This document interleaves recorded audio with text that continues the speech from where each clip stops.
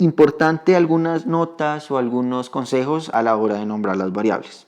Recuerden no empezar los nombres de las variables con ningún carácter especial. Es decir, pues ninguno de los que aparecen acá en la diapositiva, ¿sí? Como estos de acá. Y porque puede botar error el programa. Entonces, por ejemplo, si yo quiero poner algo que se llame iNombre como variable, esto me va a botar error. Var iNombre igual a 3. Esto sería incorrecto. Entonces, este tipo de cosas hay que tenerlas en cuenta. Sin embargo, si yo la pongo después, es completamente válido. Entonces, por ejemplo, nombre y esto sí lo interpretaría. Var nombre y igual a 3. Esto sería correcto. El segundo punto importante para tener en cuenta es que el nombre no puede contener espacios vacíos, porque tampoco lo va a interpretar. Acá tenemos un ejemplo. El ejemplo dice, si la llamamos mi variable, con este espacio en la mitad, aquí, este espacio aquí, va a botar error. Entonces seguramente no lo va a aceptar. Pero la segunda que tenemos acá sería totalmente válida y correcta, que es poner mi variable pegado igual a el valor que yo quiera declarar. Lo tercero es utilizar nombres cortos y que nos permitan recordar fácilmente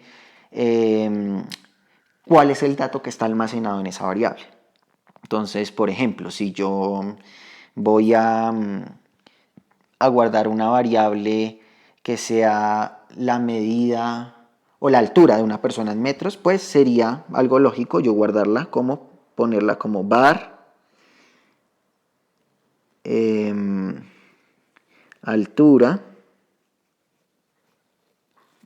¿cierto? Igual a lo que sea, en este caso digamos 2 metros. Entonces, recordamos, ese nombre es estratégico porque nos ayuda a acordarnos de que ahí se almacena la altura de, en este caso, una persona. Entonces, eso también hay que tenerlo en cuenta.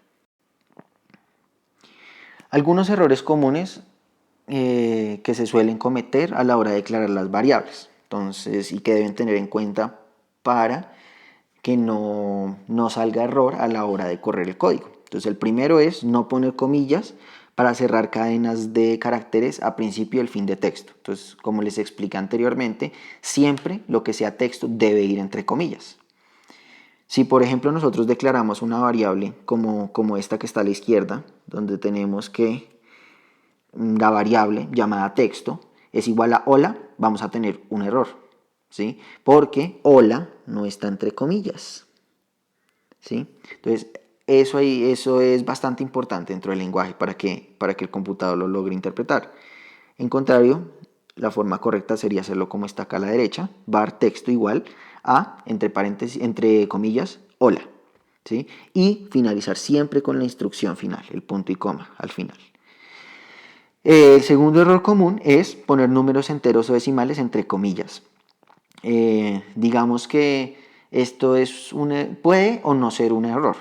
Si yo quiero tomar ese 1 como un texto y no quiero hacer ninguna operación, ¿verdad? Con ese 1, es totalmente válido tomarlo como texto, pero no es un número como tal que se pueda utilizar para realizar alguna operación matemática. En ese caso, si yo lo declaro de esta manera, después, si yo hago 1 multiplicado o 10 multiplicado por número, que en este caso es el texto 1, va a botar error, ¿sí? En ese caso, esa variable se debería declarar de esta manera, var número igual a 1 y con el punto y coma siempre al final. Bien importante. El tercer error común es declarar variables de tipo lógico entre comillas. Entonces acuérdense que las variables de tipo lógico son las de verdadero y falso. Entonces si ustedes ven, si la declaramos como aparece aquí a la izquierda, var a igual a entre paréntesis false, él va a tomar el texto false. Entonces a va a ser un texto. En ese caso, la forma correcta de hacerlo sería declararlo así. Var a igual a false, sin ningún tipo de comillas. Y siempre con el punto y coma al final. ¿sí? Ok. Ok, a continuación, en el próximo video, veremos un ejercicio práctico que sería también bueno que ustedes intenten antes de ver la solución.